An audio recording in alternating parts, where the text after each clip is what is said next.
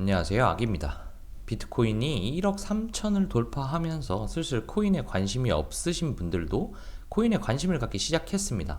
그래서 드는 생각이 이제 코인을 시작하시는 코린이 분들에게 도움이 되는 게 뭘까 고민했었어요. 그래서 앞으로 생초보 코인러를 위해 이해하기 쉽지만 중요한 부분들을 정리한 내용의 컨텐츠를 업로드할 생각이었는데요. 원래는 한 개의 영상으로 끝내려고 했는데 그러면 한두 시간을 떠들어도 정리가 안 될 것 같아서 시리즈물로 나눠서 진행을 해볼 거고요.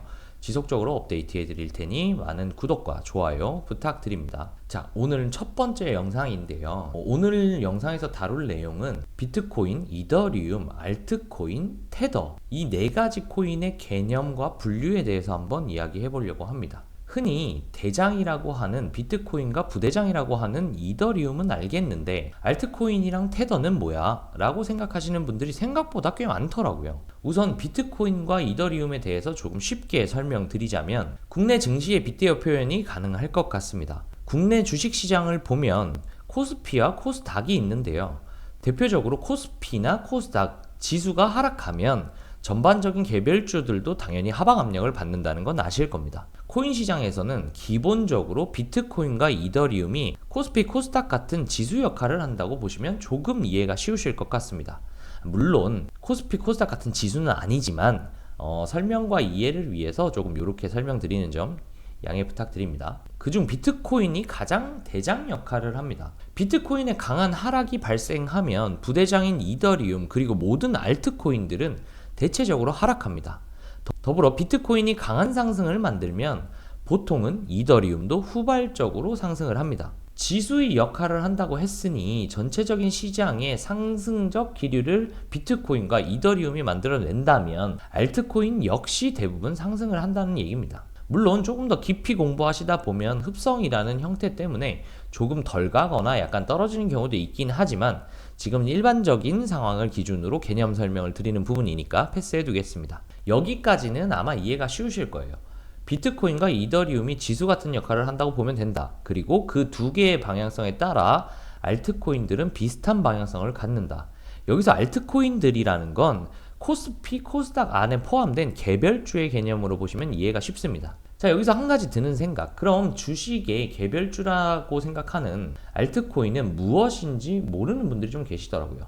자, 간단하게 말해서 알트코인이란 비트코인, 이더리움을 제외한 모든 코인은 알트코인이라고 통칭합니다. 여러분들이 많이 아는 유명한 리플도, 머스크의 코인도, 도지도, 최근 외국인들이 환호하는 솔라나도 아무리 유명하고 큰 시총을 가지고 있는 코인이더라도 일반적으로는 비트코인과 이더리움을 제외하면 모두 알트코인이라고 부릅니다. 조금 더 상세히 들어가면 메이저 알트와 마이너 알트 등으로 나누기도 하지만 사실상 지금 설명드릴 때에는 큰 의미가 있는 것은 아니기 때문에 결국 비트코인과 이더리움을 제외하고 모두 알트코인이다 라고 이해하시면 좋겠습니다. 그래서 앞선 설명에 이어서 다시 정리드리면 지수의 역할을 하는 비트코인과 이더리움이 좋은 흐름을 보이면 개별주인 알트코인들이 전반적으로 좋은 흐름을 보이고 그 안에서 차트가 좋거나 개별 호재가 있다면 더 크게 상승하는 코인들이 나오게 되는 거죠. 그래서 일반적으로는 비트코인이나 이더리움의 움직임보다는 알트코인의 움직임이 상승도 하락도 더 큰 게 일반적입니다. 그리고 이 알트코인을 공부할 때 알트코인에도 섹터라는 게 있습니다. 주식에서 2차 전지, 그 다음에 로봇, 우주항공, 제약 등의 섹터, 즉 회사의 주력 사업 등으로 섹터를 분류하잖아요. 코인도 마찬가지의 역할을 하는 섹터의 개념이 있습니다.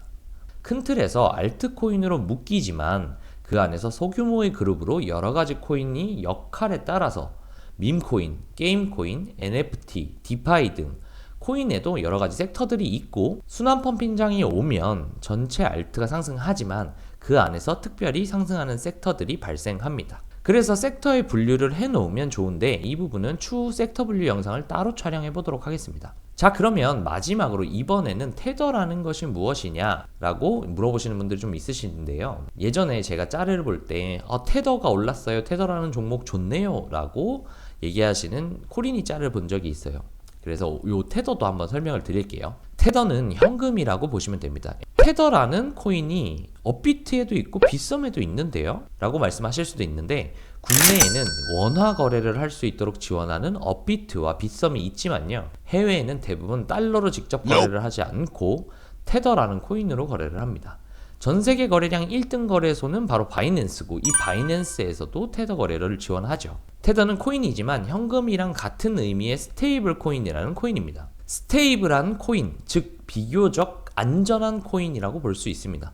깊이 설명드리자면 어려울 테니 간단하게 설명드리면 스테이블 코인의 가격은 변동이 적고 1달러의 가치를 유지해야만 하는 코인입니다. 즉 스테이블 코인은 1달러의 가치를 계속적으로 유지해 주어야 하는데 그래서 1달러의 가치를 갖고 있다라고 보는 겁니다. 1테더는 1달러고 1테더의 가격은 환율에 따라서 업비트와 빗썸에서 가격 변동이 일어납니다. 이 스테이블 코인을 얘기하다가 왜 갑자기 테더로 넘어왔냐라고 하면 스테이블 코인의 가장 대표적인 코인이 테더 코인이기 때문입니다. 자, 좀 전 말씀드린 바와 같이 1테더는 1달러고 달러와 같은 가치를 갖고 있으니 원달러 환율과도 연동이 됩니다. 직전에 말씀드린 코리니의 경우는 원화 가치가 하락했기 때문에 테더로 갖고 있었던, 즉 1달러를 갖고 있다가 내가 원화 가치가 하락했으니까 원달러 가치 차익으로 수익을 보게 된 케이스입니다. 자, 그럼 여기서 또 의문점이 생기실 겁니다. 그게 왜 필요해요? 라고 물어보실 수 있는데요. 이것도 역시 쉽게 설명드릴게요. 우리가 카지노에 갔다고 생각해 보자고요. 카지노에서 베팅을 할 때 현금 다발을 들고 만원씩 5만원씩 베팅 테이블 위에 베팅을 하시나요? 아니죠. 바로 칩이라는 개념을 씁니다. 카지노 내에서는 현금과 같은 역할을 하죠. 그런 역할을 하는 게 바로 테더, 스테이블 코인입니다. 즉 해외 거래소에서는 원화 혹은 달러를 입금해서 그걸로 거래를 하는 게 아니라 원화나 달러를 테더로 바꿔서 그 테더를 해외 거래소로 전송하고 1테더의 1달러의 가치를 갖고 있는 테더 코인을 사용해서 거래소 내에서 거래를 하는 거죠. 그렇기에 테더는 사실상 현금이라고 보시면 됩니다. 이 테더의 역할이 현금이기 때문에 나중에 설명드릴 부분에서도 여러 가지 활용에 대한 내용들을 다루게 될 텐데요. 요 테더의 개념을 잘 이해해 두시면 좋겠습니다. 자, 오늘은 여기까지 비트코인, 이더리움, 알트코인, 테더의 역할과 의미가 무엇인가 개념 정리를 해보았는데요. 다음 영상에서는 좀 전에 말씀드렸던 알트들에 대해서도 역할에 따라서 섹터가 바뀐다. 그리고 섹터 분류가 되고 있으면 이 섹터들을 기준으로 조금 더 세밀한 상승을 볼 수 있는데 그 섹터에 대한 내용들을 한번 정리해 보도록 하겠습니다. 자, 코인을 위해 조금 더 쉽게 설명드리기 위한 아주 기본적인 내용의 컨텐츠니까요. 너무 쉬운 이야기라고 해서 무시하시지 마시고 잘 봐주셨으면 좋겠고 코리니 분들에게 많이 도움되었으면 좋겠습니다. 오늘 영상 여기까지 하고 다음 영상에서도 그리고 이어서 시리즈물로도 코리니 분들께 도움되는 영상으로 찾아뵙도록 하겠습니다. 감사합니다.